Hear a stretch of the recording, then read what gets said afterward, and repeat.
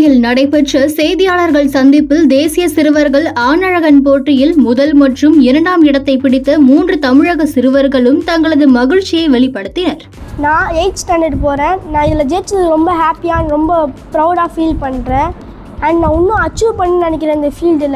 கோவாவில் கடந்த திங்கட்கிழமை சிறுவர்களுக்கான தேசிய ஆணழகன் போட்டி தனியார் அமைப்பு சார்பில் நடத்தப்பட்டது.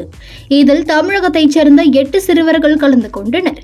இதில் 6 வயதுக்கு உட்பட்ட போட்டியில் 4 வயதான ருத்ரேஸ்வரன் என்ற குழந்தை மிஸ்டர் தமிழ்நாடு பட்டத்தை வென்றுள்ளார்.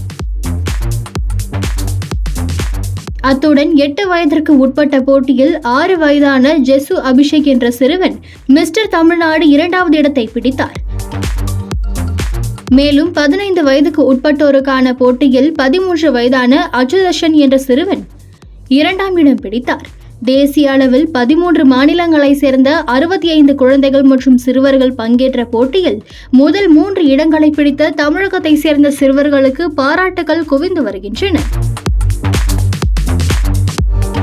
போட்டியில் வெற்றி பெற்ற 3 சிறுவர்களும் ஆகஸ்ட் மாதம் வியட்நாமில் நடைபெறவுள்ள சர்வதேச அளவிலான ஆணழகன் போட்டியில் பங்கேற்க உள்ளனர்.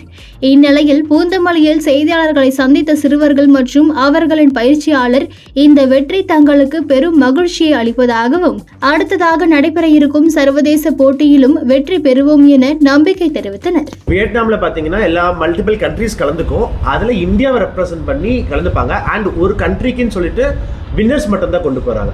இப்போ இந்தியாவிலேருந்து 3 பேருமே வந்து ஒரு கேட்டகரியிலேருந்து போகிறாங்க. ஜூனியர் டாட்லேருந்து ருத்ரேஷ், சீனியர் டாட்ல ஜெஷு அண்ட் டீன் கேட்டகரியில் அச்சு. ஸோ ஒரு கேட்டகரியிலுமே ஒரு பசங்களும் போகிறாங்க.